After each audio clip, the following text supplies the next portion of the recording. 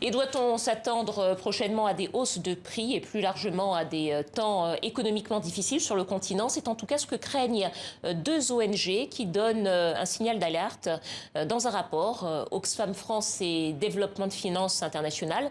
Nous sommes ce soir avec Robin Guittard, porte-parole d'Oxfam France. Bonsoir. Bonsoir Dominique. Bienvenue sur le plateau du Journal Afrique. Alors, selon votre rapport, l'Afrique, dites-vous, frôle une crise des inégalités à des niveaux jamais atteints auparavant. Pourquoi et comment? Oui, effectivement. Alors notre rapport se centre surtout sur l'Afrique de l'Ouest. Effectivement, on est dans une situation, suite à la pandémie notamment, qui a eu un choc économique énorme. Il faut savoir que par exemple, c'est 50 milliards de pertes de PIB pour l'Afrique de l'Ouest. C'est l'équivalent de 7 millions d'emplois qui ont été perdus dans la région. Et du coup, ce qu'on voit en sortie de crise, c'est effectivement une vague d'austérité qui est encouragée notamment par le FMI, qui a fait des prêts durant la pandémie à ces différents pays, avec des conditionnalités qui est de couper dans les dépenses publiques. Donc chez Oxfam, on a calculé notamment que sur les 5 prochaines années, il faut s'attendre à 27 milliards de coupes budgétaires, ce qui aura forcément un impact dramatique sur les niveaux de pauvreté et d'inégalité dans la région. Donc concrètement, ce que vous êtes en train de nous dire, c'est que les États de l'Afrique de l'Ouest vont devoir mettre en place des cures d'austérité parce qu'ils ont emprunté auprès des instances financières internationales, c'est ça? Exactement. Et ceci en plus se mélange aussi avec un accroissement de la dette qui est devenu exponentiel. Il faut savoir qu'aujourd'hui, 61% des recettes des États ouest-africains sont utilisés pour rembourser leurs dettes, les prêts qu'ils ont pu consentir à différents créditeurs internationaux. Et donc, ça veut dire qu'ils ont une capacité budgétaire qui est de plus en plus restreinte, notamment pour pouvoir investir dans l'éducation, dans la santé, dans des politiques agricoles. Comme vous venez de le montrer sur le reportage juste avant, on est aussi dans une région qui fait face de manière récurrente à des crises alimentaires et que du coup, cette vague d'austérité nous alerte. On y est déjà parce que déjà cette année, en 2021, c'est plus de 4 milliards de dollars de coupes budgétaires qui sont déjà programmées dans les pays. Et donc nous, ce qu'on appelle aujourd'hui, c'est vraiment à revenir sur cette crise, sur cette vague d'austérité pour mettre en place d'autres politiques pour sortir de la crise du Covid. Alors ces politiques d'austérité, ce sont des prévisions, des projections. Vous avez calculé, ça devrait arriver dans combien de temps à peu près? Donc ce que je dis là, c'est que déjà cette année, c'est plus de 4 milliards de coupes budgétaires qui sont prévues et 27 milliards sur les prochaines années. Dans un contexte effectivement où la pandémie a aggravé notamment les niveaux d'inégalité, parce que pendant que de nombreuses personnes perdaient leur emploi, il faut savoir que les 3 milliardaires d'Afrique de l'Ouest ont eux, vu leur fortune s'accroître de 6,4 milliards de dollars.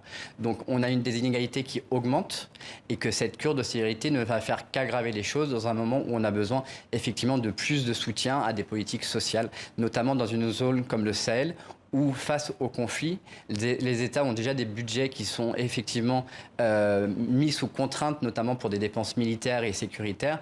Et donc c'est effectivement tout le contraire qu'il faut faire. Alors justement, qu'est-ce qu'il faudrait faire pour éviter finalement de se retrouver dans ces situations dramatiques, économiquement parlant?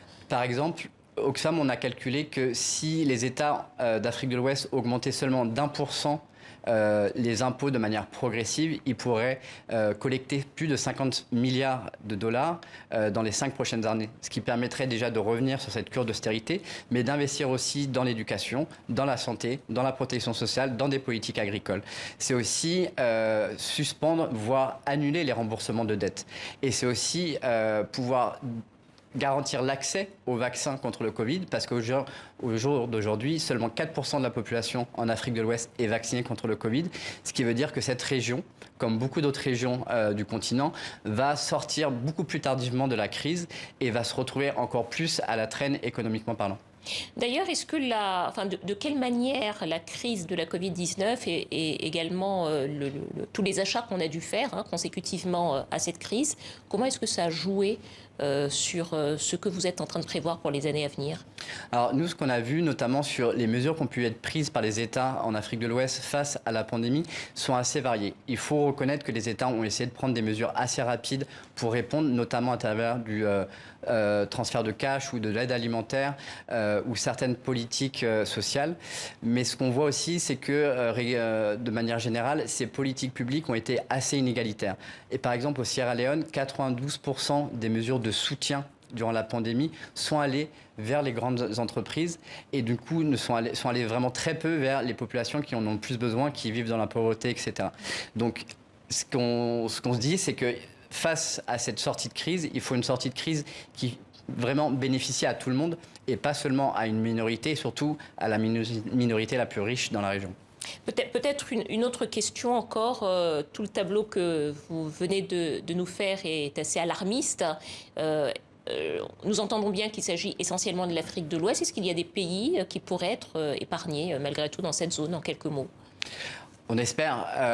Ce qu'on dit aussi dans ce rapport, c'est que l'Afrique de l'Ouest est la région où les États sont les moins engagés dans la lutte contre les inégalités sur le continent. On avait déjà fait un même rapport en 2019 où on disait déjà la même chose. Donc malheureusement, l'Afrique de l'Ouest, les États, en tout cas les dirigeants d'Afrique de l'Ouest, doivent se réveiller et effectivement comprendre que la question des inégalités doit être combattue pour pouvoir permettre un développement qui soit effectivement plus inclusif pour toutes les populations et justement mettre en place d'autres politiques publiques. Ce qu'aujourd'hui encourage le FMI n'a aucun sens parce que le FMI est le premier à reconnaître que les inégalités sont un problème notamment pour la stabilité des sociétés. Et donc on ne comprend pas aujourd'hui pourquoi le FMI conditionne ses aides à ces mesures d'austérité. Merci beaucoup Robin Guittard, porte-parole d'Oxfam France. Merci d'avoir répondu à nos questions.